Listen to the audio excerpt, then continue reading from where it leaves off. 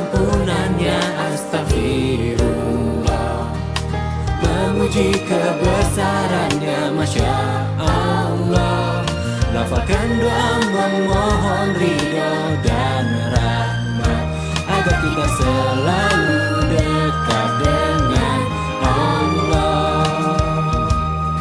Di setiap hembusan nafasmu sertakan doa yang mengiringi langkah menuju. Karena menurut data dari UN, dari PBB mengatakan bahwa Indonesia ini termasuk negara besar yang kehilangan sosok ayah, dan sekarang ada data terbaru lagi ternyata juga kehilangan sosok ibu.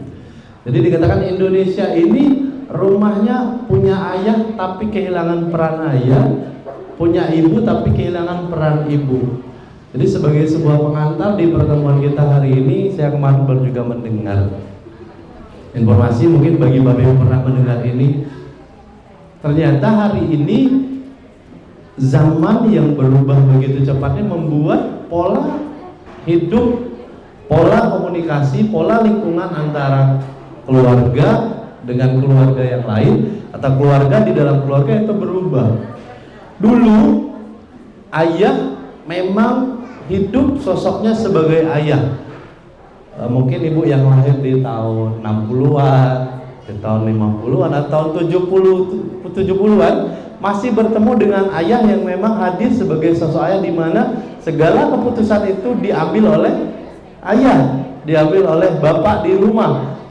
Kalau bapak tanya sama ayah, tanya sama ayah. Kalau sekarang tidak bisa lagi. Kenapa? Karena ayahnya tidak berada di rumah, kadang dinas luar, ataupun kalau di rumah ayahnya karena bingung, udah tanya sama umi, tanya sama ibu, sehingga peran ayah yang dulu itu dianggap sebagai pengambil keputusan menjadi hilang. Ditambah lagi sekarang dengan isu kesetaraan. Kalau dulu wanita bekerja itu sedikit ya, ibu, bapak. Kalau dulu ya bapak lah, apapun semua pekerjaan itu bapak yang bekerja, ibu di rumah biasanya, sehingga semua peran-peran ibu itu memang full didapatkan oleh anak. Ketika pulang, anak akan mendapatkan makanan hangat di meja makan. Kalau sekarang mungkin ibunya di rumah tapi ada bisnis, ada yang lain, kegiatan organisasi, ikut pengajian, sehingga ketika anak pulang, kadang-kadang yang ketemu bukan makanan hangat, kan? Tetapi apa yang hangat, Bu? Rumahnya yang hangat. Kalau hangat sih nggak apa-apa sih, rumahnya panas. Yang hangat yang lain malah gitu. Yang hangat hatinya yang hangat, dan seterusnya. Dan hari ini banyak tokoh-tokoh perempuan, kemudian tokoh-tokoh laki-laki juga ingin mengambil peran itu, sehingga kita ingin Indonesia ini bukan lagi menjadi sasaran dari orang-orang yang ingin menghancurkan generasi kita, Ibu sekalian. Dan untungnya lagi di Indonesia ini hidup budaya-budaya santri, di mana ada boarding school, ada pondok pesantren. Walaupun itu bukan jawaban utama atas permasalahan kita. Libur, ngajinya libur, doanya libur, sholat tahajudnya libur. Jadi ketika libur itu bukan liburan melepas penat, tapi melepas semua jubah syariat yang melekat di sekolahnya. Ngerasa nggak Bu begitu, Bu? Anak-anak kok di sekolah sholatnya di masjid, ngaji, baca Quran, duha, kemudian baca zikir pagi dan sore. Tapi pas libur, jadikan zikir pagi dan sore, zikir sholat saja mungkin sudah tidak dibaca lagi. Nah, inilah perspektif yang harus kita rubah hari ini sekalian.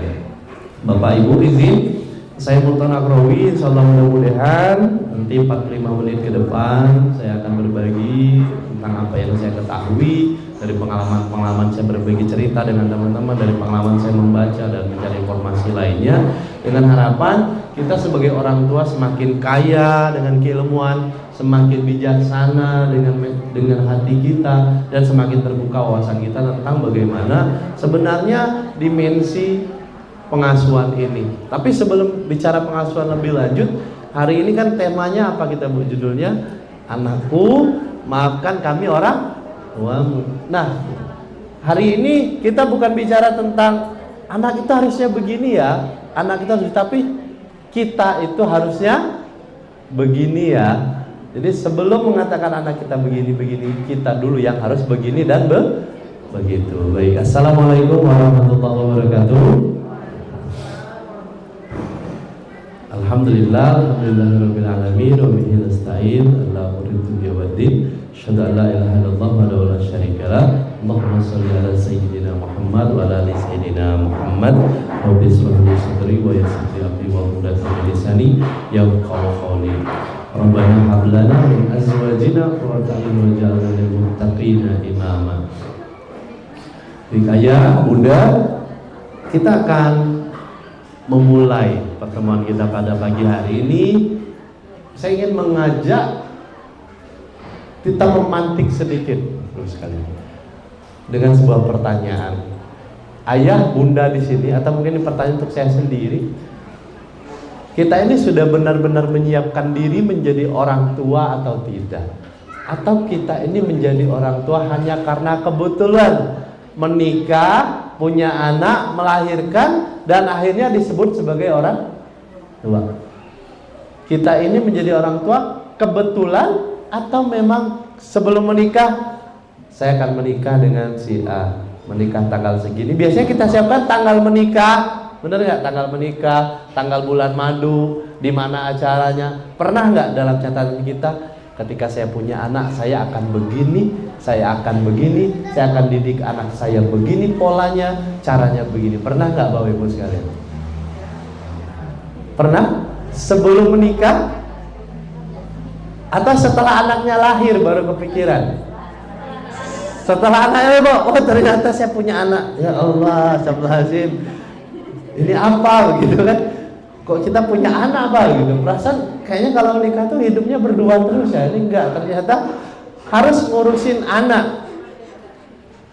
Ternyata kita menjadi orang tua itu kagetan. Jadi jangan heran hari ini banyak cara-cara yang salah yang mungkin itu kita dapatkan dari orang tua kita terapkan dan kita anggap itu masih cocok dan sesuai dengan zaman sekarang. Karena kita merasa itu cocok dengan kita, maka kita aplikasikan dengan anak-anak kita yang belum tentu sesuai. Dan alhamdulillah sekarang banyak kanal-kanal informasi yang bisa kita dapatkan untuk menjadi orang tua yang terus belajar. Nah pertanyaannya, karena kita menjadi orang tua yang dadakan, lalu kenapa kita menjadi sombong dengan anak-anak kita? Padahal kita adalah orang tua yang dadakan. Ibu ibarat kata ini, Bu, ini ada mobil, tolong bawa. Ibu belum pernah belajar mobil, megang mobil nggak pernah, tiba-tiba dikasih mobil, kaget nggak? Jadi wajar nggak kalau pas saat bawa mobilnya kadang ngerem, kadang terlalu ngebut, kadang nabrak, mau belok kiri belok ke kanan, mau maju jadi mundur.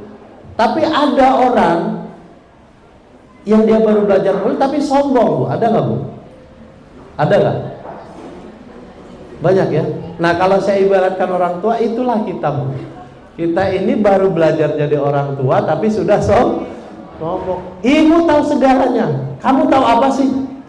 Bapak sudah banyak makan asin, garam, gula, semua Bapak makan. Kamu tahu apa sih?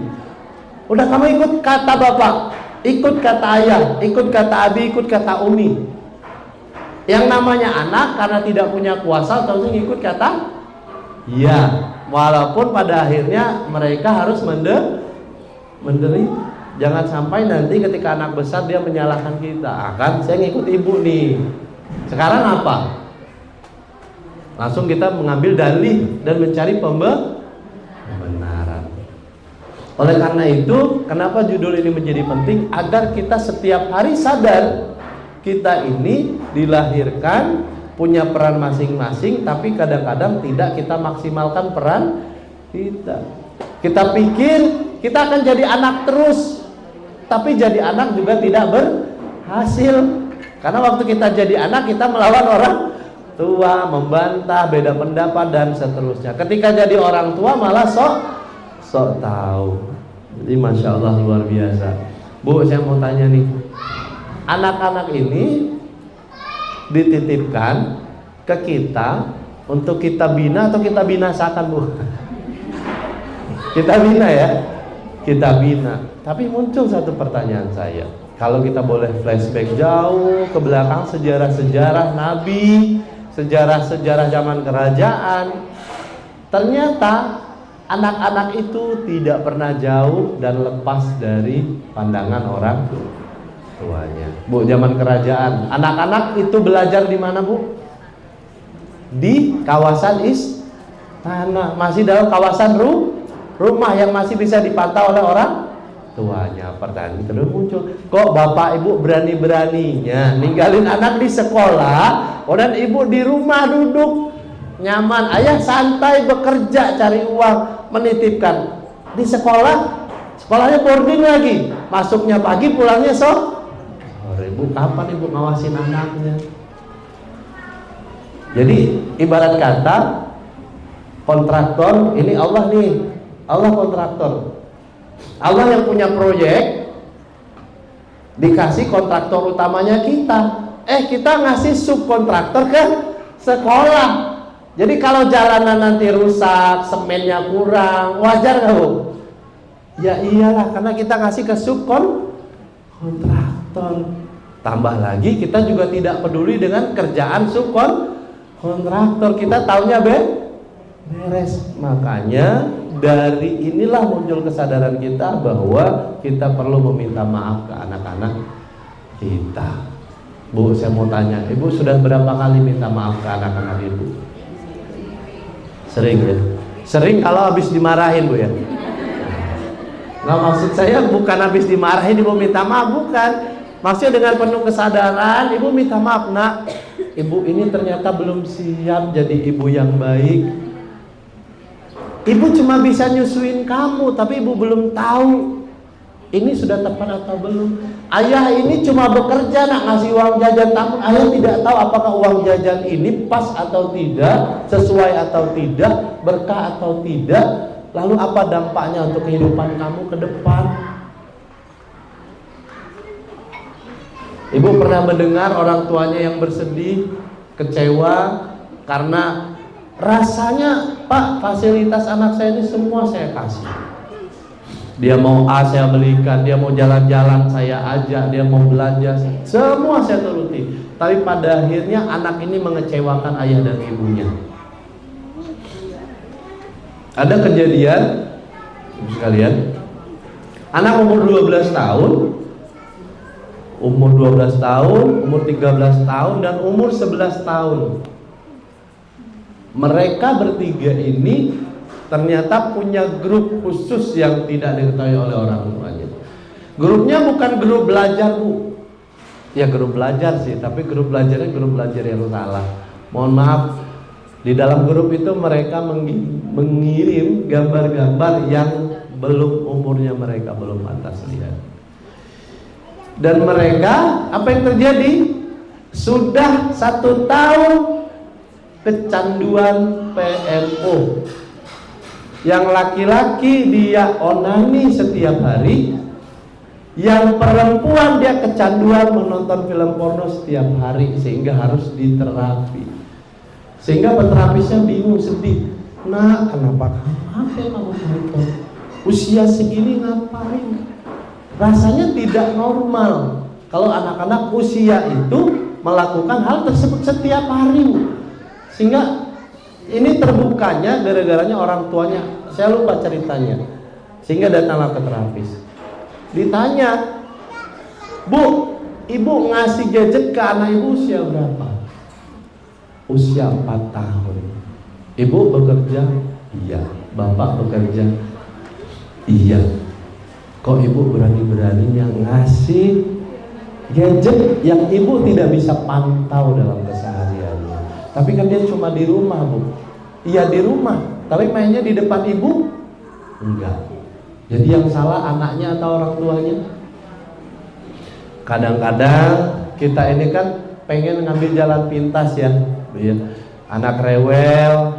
Sudah, ayo nak main aja dulu nih ya nanti, supaya kita bisa tenang. Alih-alih membuat anak jadi baik, kitalah yang menjadi racun bagi anak kita. Ada lagi di lain kasus, seorang penghafal Al-Quran yang ketika dia hatam Al-Quran, ketika di wisuda dia depresi dan dia katakan saya benci dengan orang tua saya. Hafal Al-Quran, dia mengikuti apa kata orang tuanya, tapi setelah khatam ini tidak ada mahkota untuk orang tua saya. Karena saya menghafal ini atas nama kebencian saya, karena terus diintervensi untuk menjadi penghafal Al-Quran. Berbanding terbalik antara harapan dengan kita berharap anak yang hafal Al-Quran makin sayang dengan orang tuanya, makin cinta dengan orang tuanya, tapi yang terjadi sebab karena apa? Ada yang salah dalam keluarganya.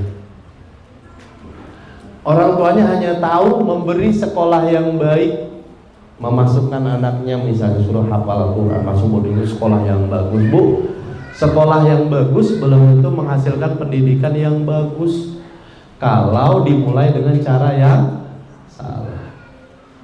Makanya kalau di pertemuan sebelum saya katakan, ketika kita sekolah di sini, yang sekolah anak kita atau kita?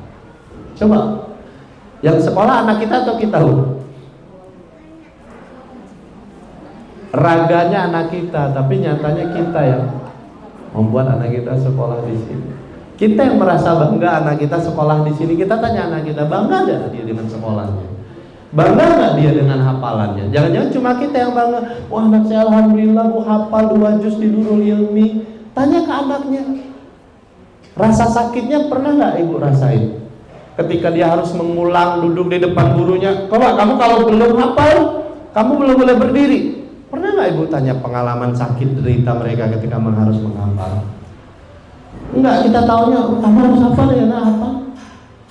Ini boro-boro kita mau tahu sakitnya begitu. Kita ngobrol aja enggak. Makanya di awal ini sebagai pembuka kita, yuk sama-sama kita introspeksi, kita lihat ke belakang apa yang sudah kita lakukan untuk anak-anak kita. Jangan-jangan kita hanya menjadikan anak kita itu seperti robot dan boneka, Bu. Kita poles, kita kasih baju, kita dandanin supaya terlihat baik, tapi nyatanya mereka di dalam hatinya terasa sakit. Oleh karena itu sama-sama coba sesekali tanya kalian anak, perasaan kamu gimana terhadap ibu, terhadap ayah, senang atau tidak? Mungkin ayah ngasih jajan kamu senang, tapi menurut kamu gimana nih selama ini? Jangan dikira anak kelas 1 SD, anak TK itu belum ngerti, Bu ya. Mereka sudah mengerti, tetapi membalas ungkapannya yang mereka belum paham. Tapi semakin sering kita berdiskusi akan mendewasakan mereka sebagai seorang anak. Ini tadi sudah kita lewati. Kita melakukan pola asuh ini dalam posisi antara bingung dengan ragu. Ya kita lakukan saja. Orang ikut parenting, kita ikut parenting. Orang sekolah di Nuril, kita ikut sekolah di Nuril. Orang menghafal, kita suruh anak kita menghafal. Anak orang les piano, kita suruh juga anak kita les piano. Anak orang manah, kita suruh juga anak kita manah. Ujungnya kita hanya coba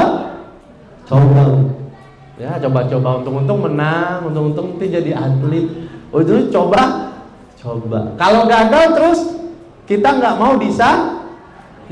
Yang kita salahkan anak-anak kita, Bu. Beban anak-anak itu sudah berat. Kita waktu kecil, Bu, senang nggak disuruh-suruh orang tua kita, Bu? Enggak ya. Nah, kamu ini, nah kau ini. Kita pengen bebas, tapi karena kita masih diasuh, masih dikasih makan orang tua, ujungnya kita manut saja. Jangan ulangi lagi perasaan itu ke anak-anak kita. Kita sudah coba lebih terbuka, tapi dengan penuh kebijaksanaan.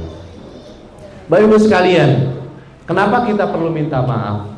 Karena tadi awalnya kita menjadi orang tua yang kagetan, yang kebetulan ternyata emosional kita sebagai orang tua belum matang sepenuhnya. Kadang-kadang kita sayang sekali dengan anak kita, kadang-kadang kita marah dan benci sekali dengan anak kita. Kita tidak bisa menempatkan kapan seharusnya ini dikeluarkan, kapan ini harus tidak dikeluarkan. Emosional kita belum matang. Kita belum selesai dengan diri kita masing-masing. Bu, Pak, kalau kita ngajak anak kita jalan, tapi kita masih sibuk dengan handphone dan pekerjaan kita, berarti kita belum matang sebagai orang tua. Kan niat kita ngajak anak-anak kita jalan-jalan supaya ada kebersamaan. Kenapa dibiarkan anaknya main sendiri dan kita main HP sendiri? Berarti kita belum selesai dengan diri kita sendiri. Kok ada begitu orang yang belum selesai dengan dirinya sudah mau ngurusin hidup orang lain? Tapi kan kita nggak mungkin berhenti jadi orang tua kan, Bu? Nah, kamu tunggu di sini dulu ya. Ibu mau selesaikan diri ibu dulu.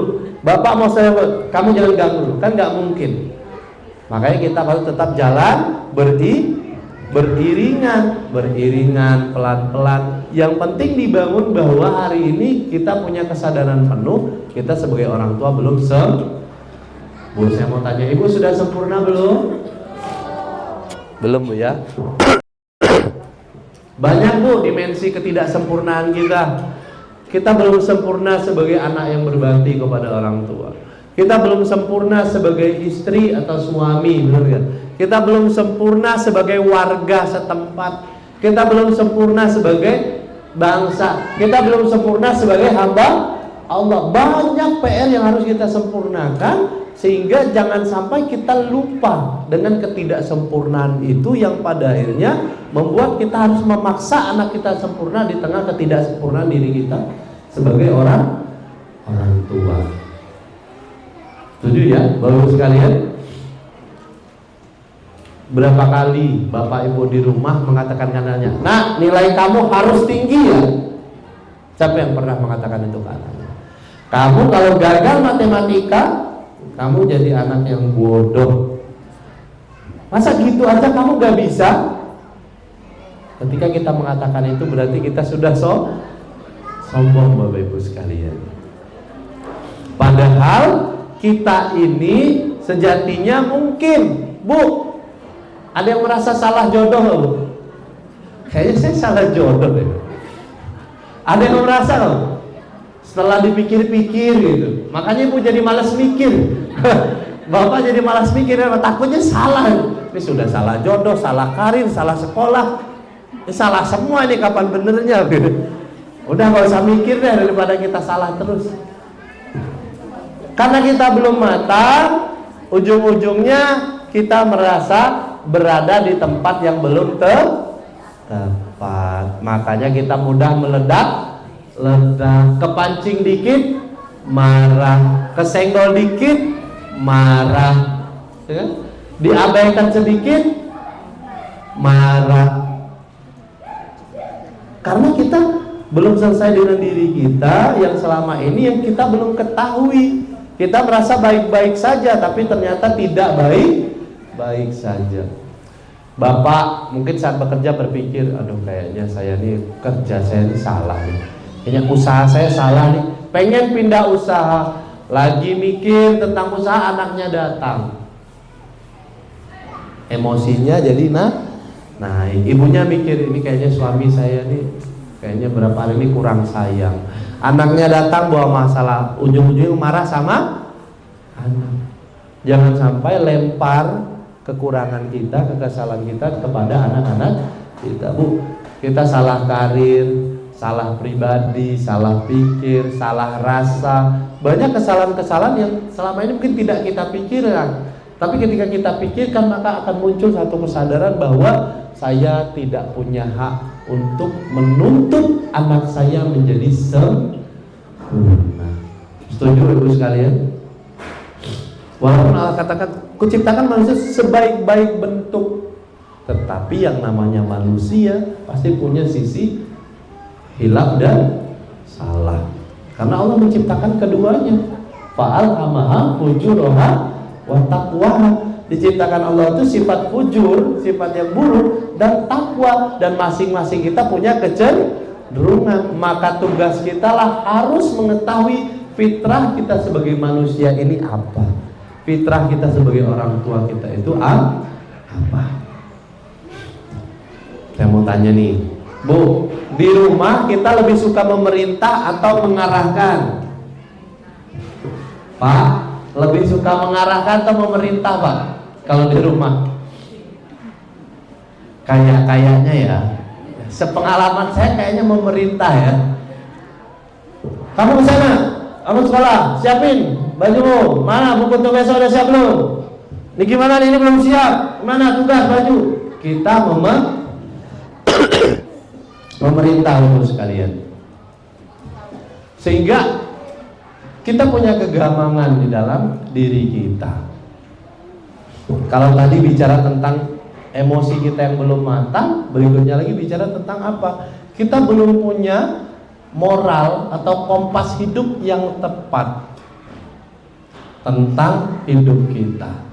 Kadang-kadang anak-anak berbuat salah kita biarkan, kadang-kadang kita larang, kadang-kadang kita diamkan, kadang-kadang kita halangi, sehingga anak-anak menjadi bingung dengan apa yang harus dan yang tidak harus yang dia lakukan. Makanya kita harus tentukan, kalau tidak boleh bilang tidak boleh.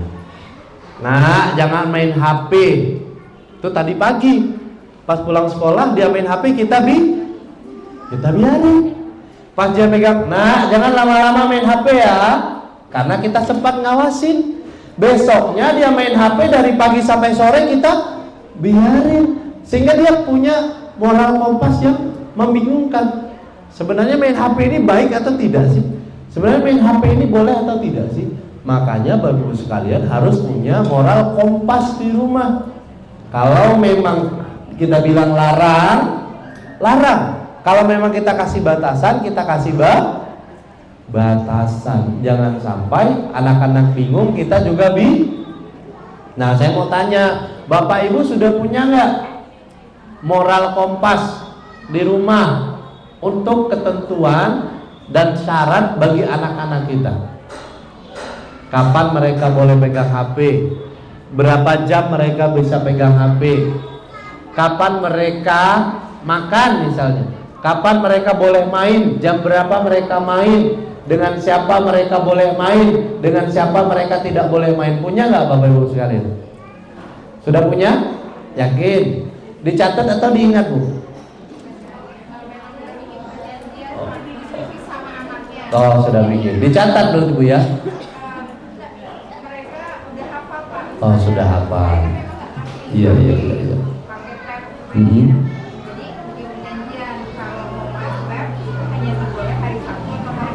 Kalau janjiannya hanya 1 jam atau 1 jam setengah. Oke. Main yang dimainkan apa ditunjukin dulu baru main. Oke.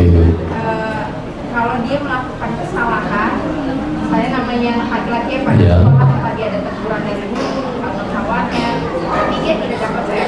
Oh iya.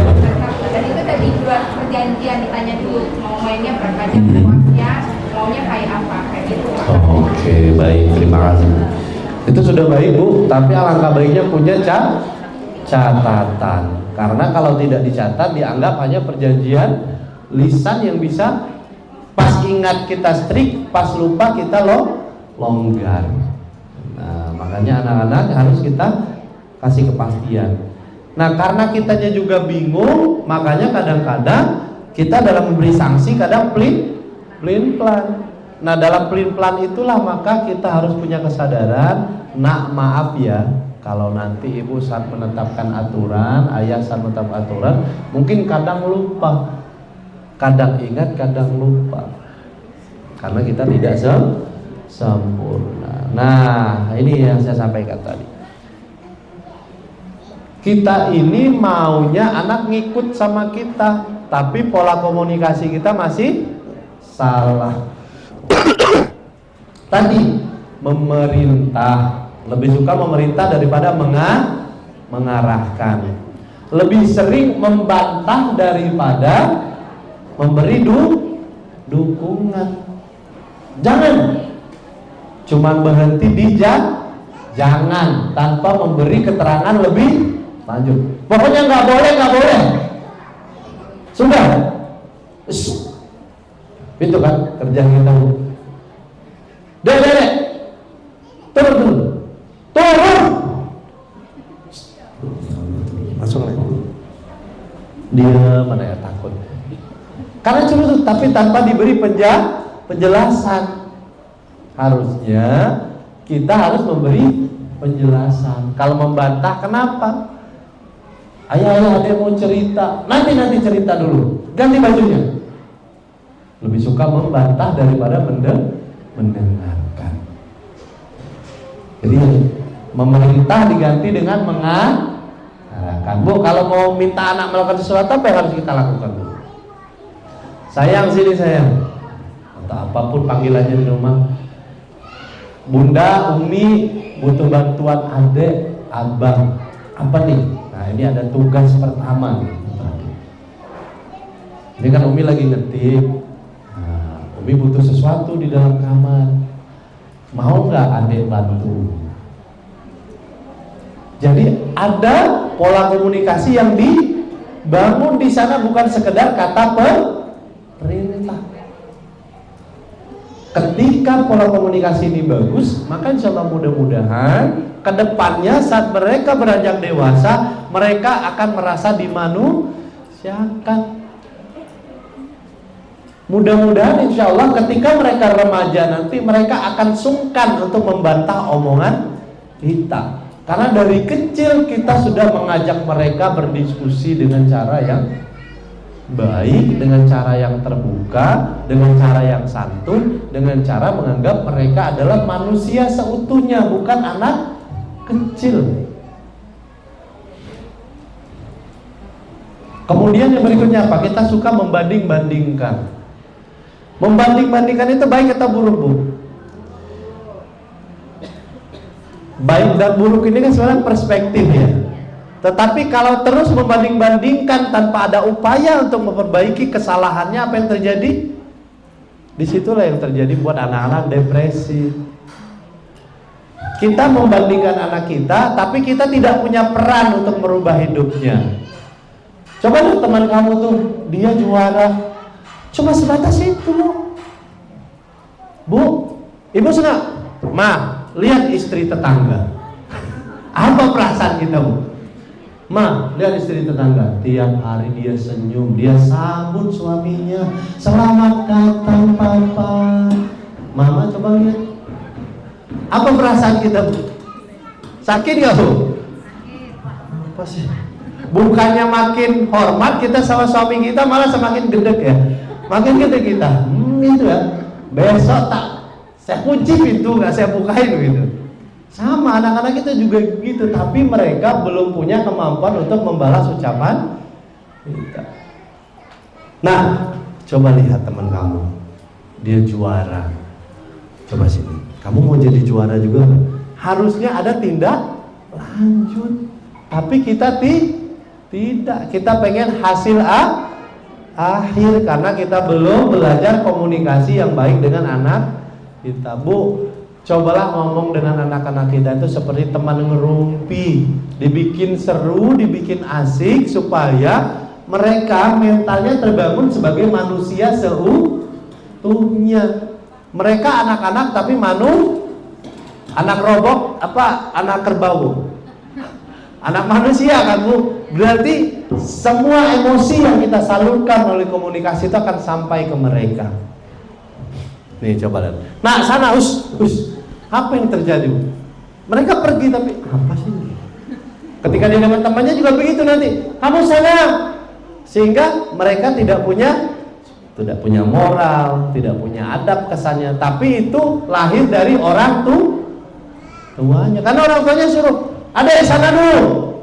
Kenapa saya disuruh pergi? Kenapa? "Adek sana dulu, sini. Sana dulu." Kenapa diusir-usir? Dalam pikirannya kenapa sih? Karena kita tidak memberi penjelasan, makanya dia akan besar dengan orang yang penuh tanda tanya dan penuh dengan kebingungan. Setelah itu kita suka abai, benar nggak, Bu? Kita ini abai dengan tumbuh kembang anak-anak. Anak kita nangis, gitu aja nangis. Bang cengeng, udah gede kok masih nangis. Lah ayah juga nangis, ayah di PHK, ya ayahnya baru dipecat kerja nangis, ya kan? Kita harus merasakan emosi ini, tidak boleh mengabaikan emosi anak-anak, Ibu sekalian. Nah ini kan sedikit mengulang ya, karena kalian sudah ya. Kemudian kita juga suka merendahkan anak-anak kita. Adek kan masih kecil, emang salah anak kecil melakukan sesuatu? Tidak ya. Harusnya kita lebih terbuka dengan semua hal yang dilakukan anak-anak kita, bukan tentang usianya, tapi tentang sebab akibat. Bukan yang ditebalkan itu bukan anak kecilnya, tetapi perbuatannya ya bunda sekalian. Nah sebelum saya lanjutkan, Bu, Ayah, coba sebutkan satu hal. Ya kemarin di sini saya tanya, satu kesalahan besar yang sering Bapak Ibu lakukan ke anak-anak. Kemarin sudah saya pernah tanyakan, sekarang karena ada yang baru saya tanya lagi nih. Coba sebutkan satu hal atau satu kesalahan besar atau kesalahan kecil yang itu masih terus ibu lakukan sampai sekarang, walaupun ibu tahu itu salah tapi masih ibu lakukan atau bapak lakukan. Apa kira-kira? Ada yang boleh bantu saya nggak? Apa Bu? Ada yang tahu nggak kesalahan apa yang sering dilakukan? Menurut versi ibu ya, bukan versi orang lain. Nah, apa? Marah, ya semua marah ya. Sama semuanya suka marah ya. Jadi kesalahannya ini berarti kesalahan umum ya, bukan kesalahan khusus berarti. Marahnya biasanya gara-gara apa Pak Bu? Hal yang besar atau hal kecil? Hal kecil. Menumpahkan air di gelas, memecahkan piring, enggak. Apa kesalahannya biasanya? Main bola, enggak kenal waktu.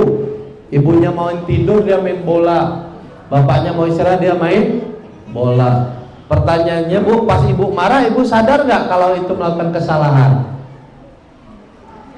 Enggak kan? Enggak, ibu cuma menganggap meluapkan emosi saja. Setelah itu, padahal ibu tahu kalau anak-anak memang sukanya tugas ibu harusnya mengarahkan atau marah Bu? Mengarahkan, nak main bola bukan di kamar sayang, main bola di luar ya, di lapangan. Nah karena hari sudah malam nggak mungkin di lapangan, ya sudah istirahat main bolanya sama adek aja di sini. Tapi kita sudah keburu emosi. Nah pada akhirnya komunikasi kita harus dilatih. Bu, siapa yang merasa komunikasinya sama anak-anak sudah baik angkat tangan. Yang komunikasi sama anaknya sudah positif, sudah suportif, sudah sabar banget ngomong sama anak. Kalau anaknya nakal, nak sayang, anak bunda yang disayang Allah. Astagfirullah. Gimana lo? Siapa di sini yang di rumah merasa dirinya sudah baik komunikasinya sama anak, angkat tangan. Belum baik ya Bu ya. Belum baik. Berarti pas ya judulnya kita harus minta maaf ke anak kita. Ibu masih tidur sama anak-anaknya nggak nih? Atau ada nggak anak yang masih tidur sama ibu atau sama bapak?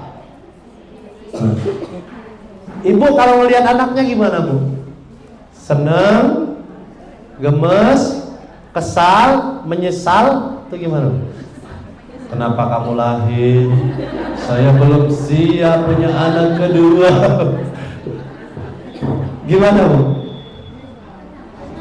Bu, ibu kalau pengen tahu Pak, kalau pengen tahu bapak siapa, ibu siapa, coba pas anaknya tidur, bapak tidur, tapi jangan tidur ngorok Pak. Maksudnya bapak berbaring di sebelah anaknya lagi tidur nyenyak, pegang tangannya Pak, taruh tangan anak bapak atau ibu di pipi.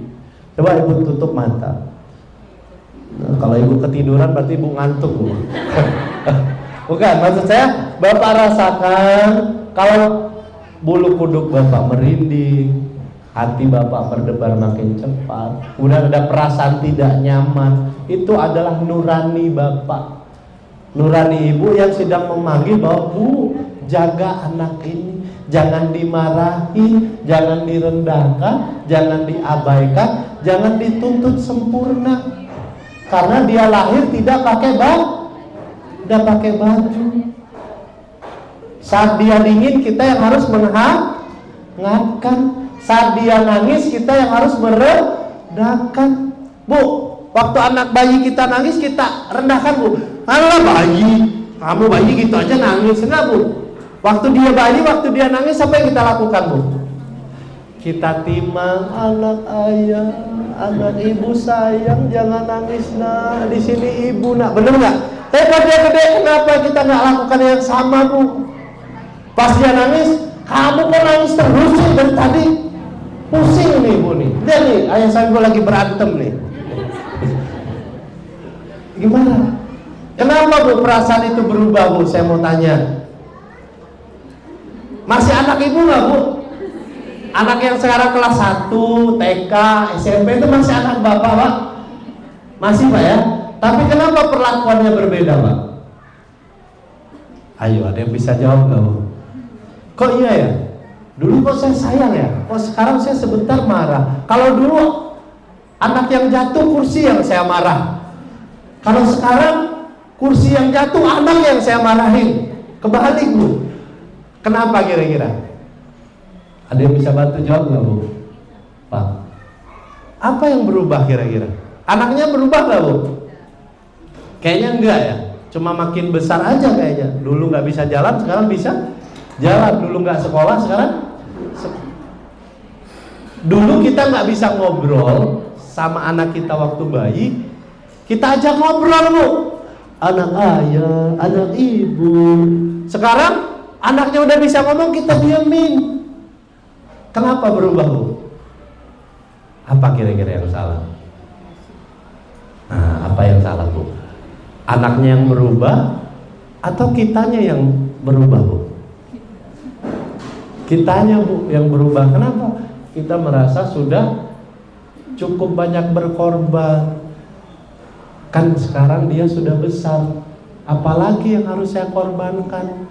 Sekarang waktunya saya menikmati hidup.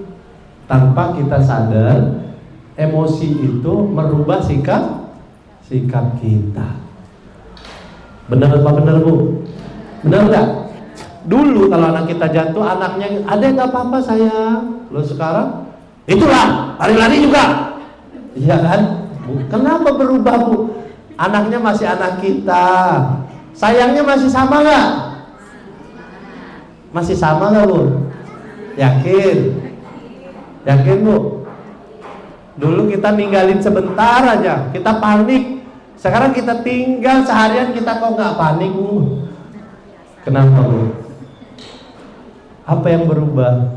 Coba gali, Bu. Jangan-jangan kita ini memang banyak salahnya, sehingga kesalahan kita menutup diri kita, menutup nurani kita untuk menjadi lebih baik ke anak kita. Justru semakin dia besar, harusnya sayang kita semakin besar, karena resikonya juga semakin besar. Bu, kalau dia bayi nggak mungkin kena seks bebas, Bu, ya kan?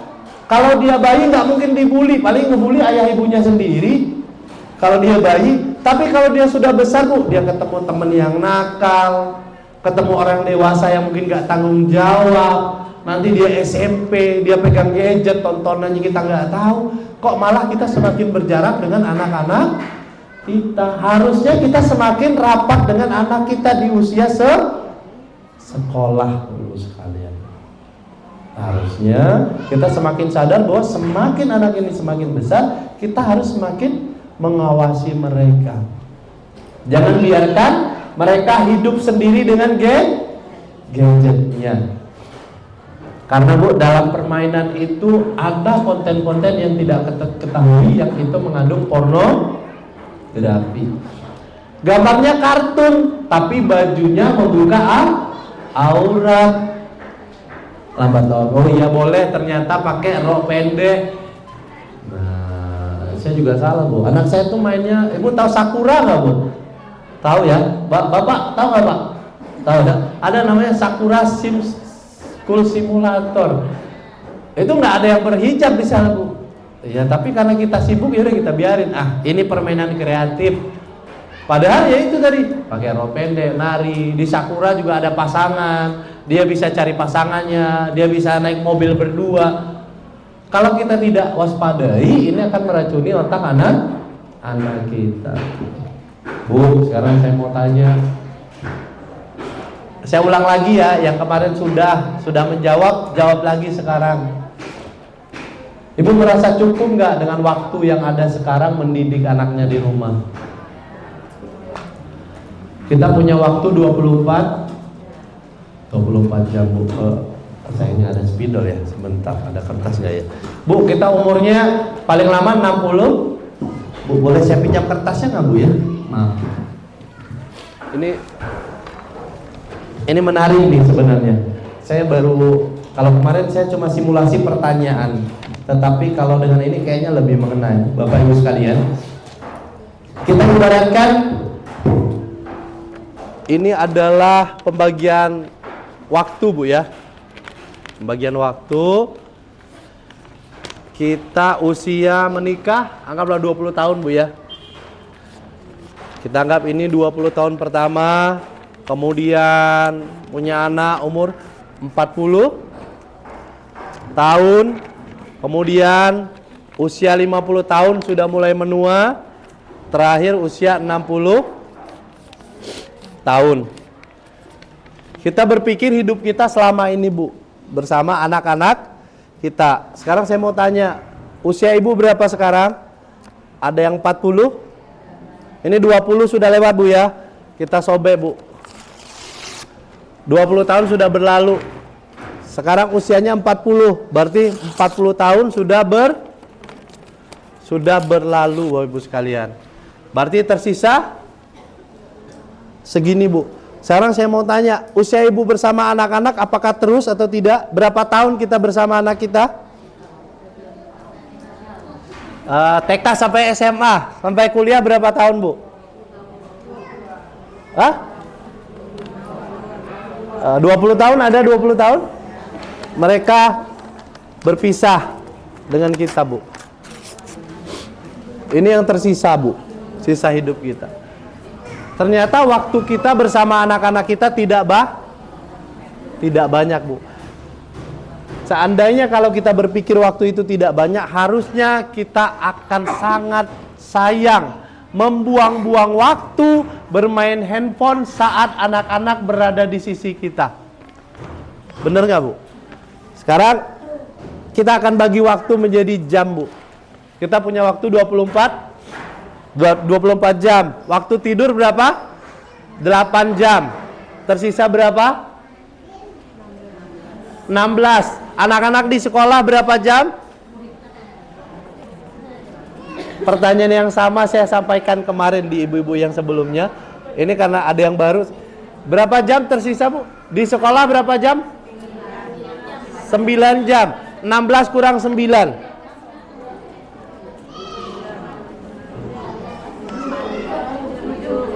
Hah? Tersisa 7 jam. Tersisa 7 jam. Ada yang les? Ada yang les, dibuang lagi. Lesnya berapa? 2 jam. Tersisa 5 jam. Terus sampai di rumah ngobrol sama kita berapa lama? Mereka mandi, mereka ganti baju, mereka nyiapin pelajaran. Bener gak? Terus mereka makan malam, Bu. Paling yang tersisa waktu kita bersama anak-anak kita cuma segini, Bu. Yakin Bapak Ibu sekalian dengan waktu yang segini menyiapkan masa depan anak kita? Masih pede, Bu, kita jalan-jalan pegang handphone dan abai dengan keberadaan anak kita? Masih pede kita, Bu, nonton sinetron sampai jam 9 malam dan membiarkan anak kita di kamar sendirian? Ternyata kita cuma waktu yang sedikit, Bu. Belum lagi kesibukan kita. Saya kerja, bisnis, saya ngerumpi, saya pengajian, Ibu sekalian. Saya main ke rumah tetangga, saya kunjungan ke rumah ibu, ke rumah mertua. Belum lagi mencuci, saya healing. Apalagi, Bu? Saya stres, saya lupa. Tinggal segini, Bu, waktu kita cuma bersama anak-anak kita tapi kita menuntut anak-anak kita untuk menjadi sempurna. Wajar nggak, Bu? Ternyata kita zolim dengan anak-anak kita, Bapak Ibu sekalian. Bagian ini yang terus saya kuatkan di dalam diri saya sebagai seorang orang tua yang baru. Saya berpikir bahwa kayaknya saya belum pantas dikatakan sebagai ayah yang baik, walaupun mungkin di sekolah dianggap wah ustadz dan seterusnya, tetapi anak-anak kita memandang kita mungkin hanya selembar kertas ini, Bu. Sekarang pernahkah kita bertanya ke anak-anak kita, "Nak, kamu punya harapan apa dengan ibu? Kalau ibu tiada nanti bagaimana kamu, Nak?"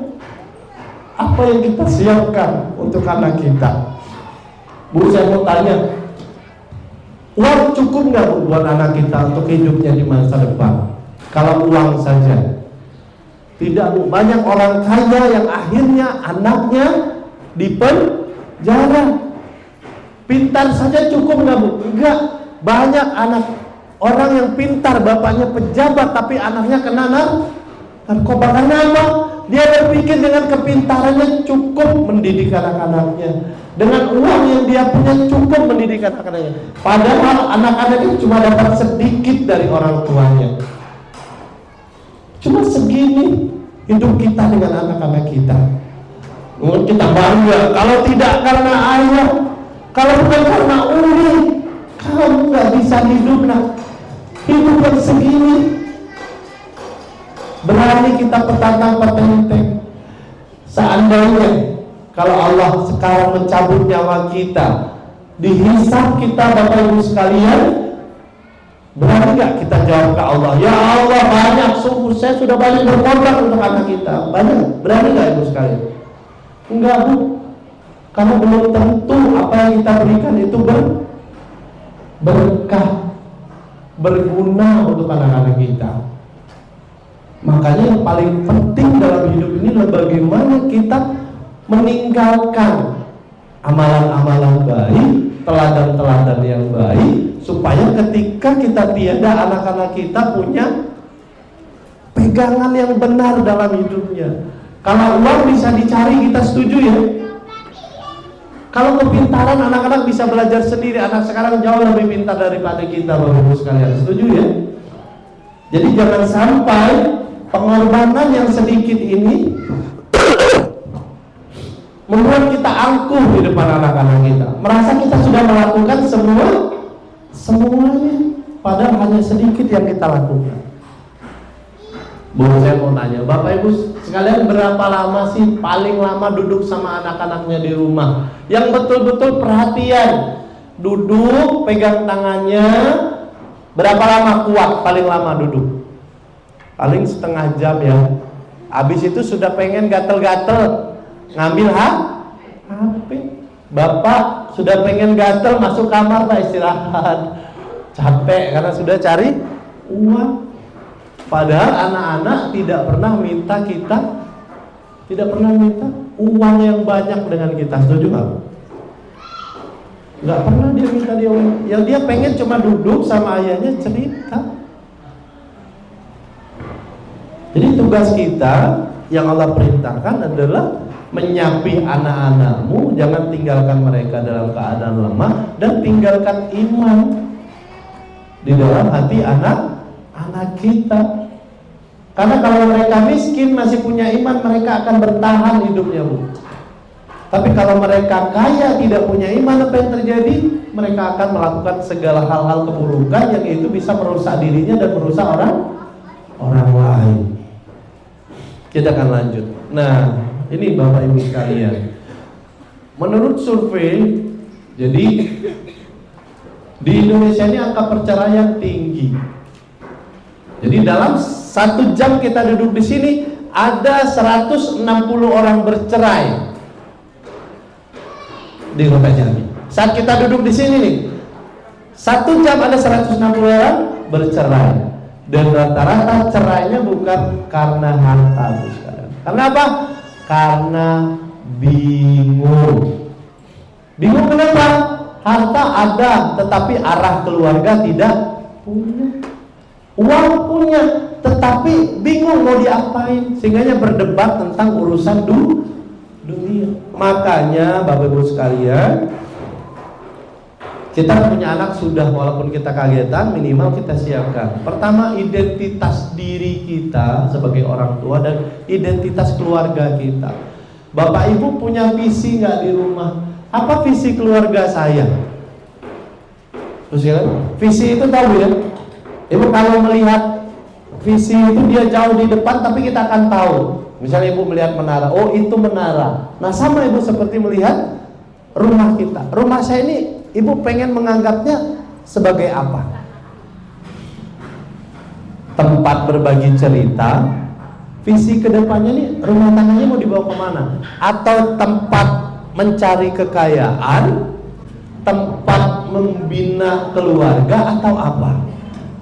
Nah, atau sederhananya begini, Bapak Ibu sekalian pernah nggak ngobrol sama suami atau istrinya di rumah, tanya, "Ma, rumah tangga kita ini mau dibawa kemana?" Pernah nggak nanya begitu? Kalau saya masih bingung jawabnya, mau bawa kemana ya? Sebentar, saya cari dulu. Nah, karena kita rame ini, mudah-mudahan saya tercerahkan dan kita semua mudah-mudahan tercerahkan. Bu, kira-kira rumah tangga kita ini arahnya kemana sih Bu? Pak? Atau ya sudah menikah punya anak sekolah, sarjana, selesai, kita pajang fotonya, itu anak saya sarjana, selesai. Ada yang bisa bantu saya nggak Bu jawab? Bapak atau Ibu boleh? Sebenarnya arah rumah tangga kita itu sebenarnya mau dibawa kemana Bapak Ibu sekalian? Ada yang bisa bantu? Nggak tahu Pak, kayaknya ya menikah aja, dia menikah punya anak ya sudah. Ya kalau nggak punya mobil beli mobil, kalau nggak punya rumah ya bangun rumah, ya kalau belum punya tanah ya beli tanah. Bu, ada yang bisa bantu saya nggak Bu? Kira-kira rumah tangga yang baik itu kira-kira arahnya mau dibawa kemana? Nah yuk, yang bisa bantu jawab nanti ya apa ya hadiahnya ya? Saya bingung juga. Ada yang mau bantu jawab Bang? Boleh satu orang atau dua orang, biar kita sama-sama punya perspektif tentang bagaimana rumah tangga ini yang harusnya dibina. Jangan cuma kita sekedar menikah, punya anak, beli rumah, tinggal selesai gitu. Jadi visinya apa? Ya visinya foto keluarga, itu visi. Ada ayah, ada ibu gitu. Ada yang mau bantu nggak Bu? Boleh. Silakan, Mbak. Ada mic nggak Bu? Boleh dibantu nggak Bu? Ada mic boleh dibantu nggak? Dikasih. Ya? Enggak, ada mic-nya. Ya. Boleh.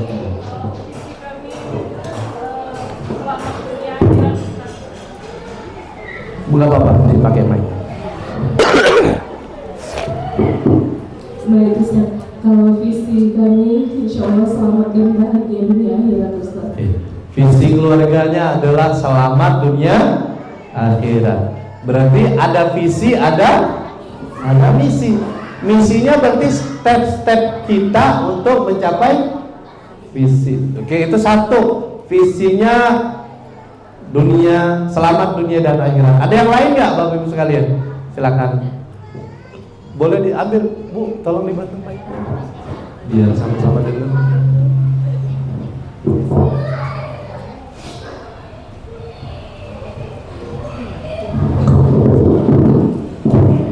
Baik, terima kasih Ustaz. Yang kami pelajari, visi kami dalam berkeluarga itu sesuai dengan tujuan kita sebagai hamba Allah, yaitu beribadah pada Allah dan juga mengejar ridha Allah. Sebagaimana dalam Al-Quran surat Az-Zariyat ayat 5. Terima kasih. Baik, terima kasih. Nah, ternyata ada sebenarnya hampir mirip ya. Kalau satu Az-Zariyat visinya beribadah. Kalau yang satu visinya selamat dunia akhirat. Terlihat sama tapi ada dua hal yang berbeda. Beribadah fokusnya pada proses, kalau selamat dunia akhirat fokusnya pada pada hasil. Lalu di antara keduanya mana yang paling baik? Gak ada yang paling baik. Yang paling baik itu sesuai dengan kemampuan kita. Kalau kita mau fokus ke hasil silahkan, mau fokus ke proses silahkan. Tapi pertanyaan berikutnya muncul, Bu. Sudahkah kita membuat langkah-langkah strategis untuk mencapai visi itu? Atau jangan-jangan kita cuma punya visi tapi tidak punya langkah. Ibarat kita sudah punya menu nih, saya pengen makan rendang, tetapi bumbunya belum kita beli. Makanya rendangnya tidak pernah jadi, cuma tinggal rencana saja. Contoh sederhana dari ibadah, sudahkah kita pernah misalnya saat tengah malam, mungkin pernah mungkin tidak, atau minimalnya sebagai contoh, misal kalau memang visinya itu berarti anak-anak kita perlu kita jauhi dari hal-hal yang sifatnya bakal merusak visi kita tadi. Maka kita akan lebih sering mengajak anak kita untuk misalnya ikut kajian daripada jalan-jalan. Misal akan lebih sering mengajak anak kita untuk misalnya mengaji daripada jajan, misal contohnya itu. Tapi kalau ternyata sebaliknya, kita lebih sering mengajak anak kita jalan-jalan, ngajak jajan, ngajak ke sana kemari daripada ngajinya, berarti tidak sejalan dengan visi yang ingin kita capai. Makanya tidak ada visi yang salah, tidak ada visi yang benar, sesuaikan dengan kemampuan diri kita. Anak-anak kita sholat duha di rumah, pertanyaan apakah kita sholat duha di rumah? Mungkin iya, mungkin tidak. Anak-anak kita punya tugas tahajud di rumah. Yang bangun tahajud bukan kita yang ngebangunin anak kita, tetapi malah anak kita yang ngebangunin kita. Berarti visinya masih perlu dirapikan, Bapak Ibu sekalian. Jadi arah dan visi keluarganya kita perjelas. Kemudian yang kedua, kita tebalkan peran kita masing-masing. Jangan sampai ibu mengambil peran ayah, ayah mengambil peran ibu, ibu dan ayah tidak mengambil peran. Di rumah lebih sering ibu yang mengambil keputusan daripada ayah, sehingga anak akan kehilangan figur ayah. Kalau ada masalah, dia akan lebih banyak menjadi seperti ibu daripada seperti ayah. Ayah kan kalau menyelesaikan masalah itu dengan kepala dingin. Kalau kita lihat anak laki-laki kita lebih banyak menyelesaikan masalah yang ngomong ya. Berarti selama ini yang menonjol adalah peran ibunya. Kalau kita melihat anak perempuan kita tiba-tiba mukul, berarti yang menonjol yang dia lihat adalah sosok ayahnya. Dia kehilangan peran ibunya. Ada jangan mukul. Ternyata ibunya juga maskulin di rumah. Ayahnya salah, ayah ini dia begini ya perempuan menyelesaikan masalah ya. Main pukul. Ketika di sekolah teman saya, kamu ini salah. Dia berarti melihat sosok maskulin dua orang di rumahnya. Makanya perannya harus dibetulin Bapak Ibu sekalian supaya anak-anak punya jati diri yang tepat. Bapak Ibu sekalian, anak-anak yang suka dibully di sekolah biasanya tidak punya ruang aman di rumahnya. Makanya dia menjadi korban mentalnya sakit, tapi tidak punya tempat mengadu di rumah. Karena di rumah ayah dan ibunya juga tidak peduli dengan masalahnya. Maka jadikanlah rumah kita sebagai istana. Bu, pengen tobat handphone gak, Bu? Pengen tobat handphone, Bu? Saya berharap setelah pulang dari sini bukan cuma dapat dengar cerita aja, tapi kita benar-benar melakukan. Kalau bisa 5 menit pegang handphone, 5 jam deket anaknya. Kalau mau Atau minimal pas ada anak kita nggak usah pegang handphone, tahan diri kita, Bu. Tahan. Bisa nggak kira-kira, Bu? Bisa ya? Pak, bisa Pak? Siapa? Kalau ada anak yang ngajak ngobrol, Pak, handphonenya dipegang dulu. Mau telepon sepenting apapun, tahan dulu. Setelah selesai ngobrol sama anaknya, baru, nak, sebentar.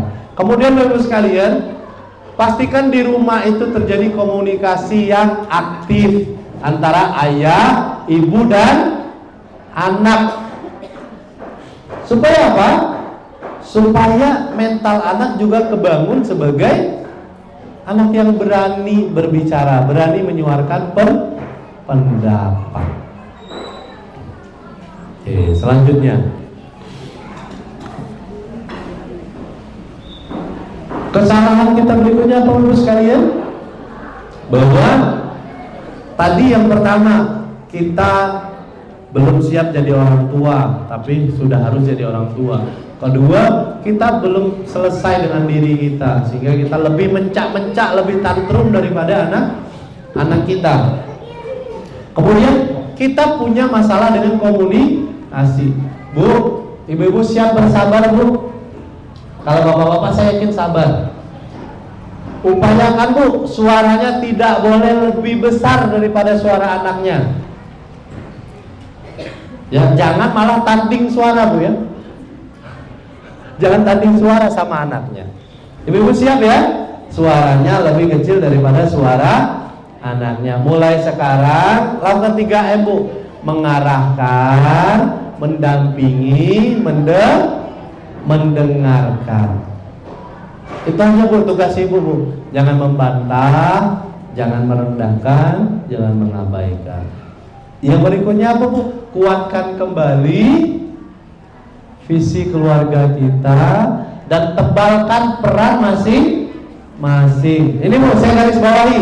Ingat, yang jadi kepala keluarga tetap tetapi yang menjadi leader belum tentu ayah. Boleh ibu, boleh jadi ayah. Lihat siapa yang paling sabar. Jadikan dia sebagai pemimpin yang memegang peta keluarga. Kalau sudah melihat ini arah keluarga sudah mulai goyah, maka leader ini yang ambil jalan. Yang paling sabar. Kedua, yang paling banyak waktunya. Paling banyak waktu ini dalam artian bukan banyak waktu di rumah, tapi paling banyak waktunya bisa memikirkan urusan keluarga. Kalau ayah mungkin bisa iya, bisa tidak, tergantung kemampuan ayah juga. Beda, Bu, ya. Kepala keluarga tetap ayah. Yang jadi pemimpin belum tentu ayah. Jadi yang menjadi pemimpin ini maksudnya yang memetakan arah keluarga ini mau kemana. Pertama yang paling sabar, kemudian yang paling punya banyak waktu, ketiga yang paling ikhlas. Dan kata kuncinya apa? Agar ini bisa berjalan dengan cara membuat kesepakatan. Buat kesepakatan dengan anaknya, dengan suaminya, suami bersama dengan istrinya, apa yang bisa, apa yang tidak bisa, apa yang boleh, apa yang tidak boleh, apa yang harus, apa yang tidak harus. Sehingga pada saat keputusan diambil tidak ada plan, karena semuanya sudah diputuskan bersama. Saya yakin dan percaya ibu-ibu ini bebannya sudah berat, bapak-bapak juga berat sebenarnya, ya. Setelah itu, Bapak Ibu sekalian, kenapa kita perlu minta maaf kepada anak-anak kita? Karena kadang-kadang kita ini hanya hidup sebagai bos yang ngasih gaji ke anak-anaknya. Padahal dalam tiap uang jajan yang kita berikan harus selalu terselip doa, nak, ini uang jajan, mudah-mudahan apa yang kamu makan jadi hal baik. Jangan ini jajan. Ketika kita ngajak anak jalan-jalan harus kita paham, nak, ini ayah ngajak kamu jalan-jalan supaya kita makin akrab, supaya kita bisa melihat kebesaran Allah Subhanahu wa ta'ala. Uang yang ayah dapat ini dari Allah, maka dipakai untuk keperluan yang baik. Bapak Ibu sekalian, Bu, Ibu nanti kalau pada saat tiba waktunya menyerahkan sebuah barang, menyerahkan sebuah handphone ke anak, bilang ke anak, nah ini handphone memang ibu yang kasih, tapi ini rezeki dari Allah. Allah mengatakan jaga matamu, jaga tanganmu, jaga kakimu, dan jaga tubuhmu dan kemaluanmu dari hal-hal yang dilarang Allah. Ibu sudah berpesan dan tanggung jawab ini sepenuhnya jatuh ke tangan kamu. Supaya apa? Dia punya tanggung jawab terhadap apa-apa yang sudah kita berikan. Kesannya mungkin anak ini sekedar jajan, tapi kalau kita setiap memberi, kita pesan, maka dia akan ingat. Kata Umi kemarin uangnya nggak boleh beli permen. Kata ayah uangnya nggak boleh beli jajan yang manis-manis. Tapi kalau kita cuma kasih uang, dia tidak terbangun tanggung jawab sebagai seorang manusia. Bu, siapa yang ngasih uang jajan ke anaknya dipesenin, nah ini uang buat jajan, tapi jangan jajan ini ya, karena ini tidak sehat. Kamu boleh ini, kamu boleh ini, tapi jangan. Ingat, kata kuncinya di komunikasi, Bapak Ibu sekalian. Nah, sebelum saya menutup pertemuan kita, Bapak Ibu sekalian, kita sudah di ujung sesi.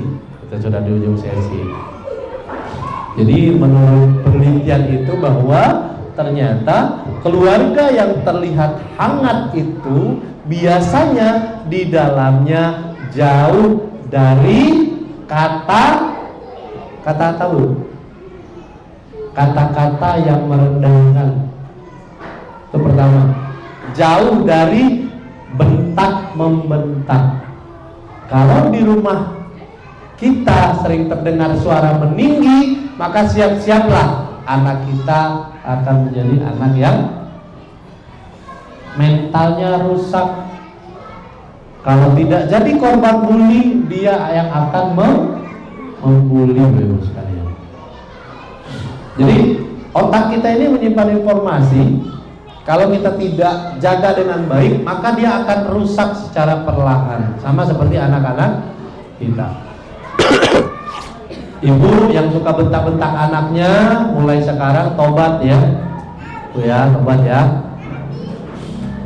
Jadi setidaknya kita perlu mencontoh.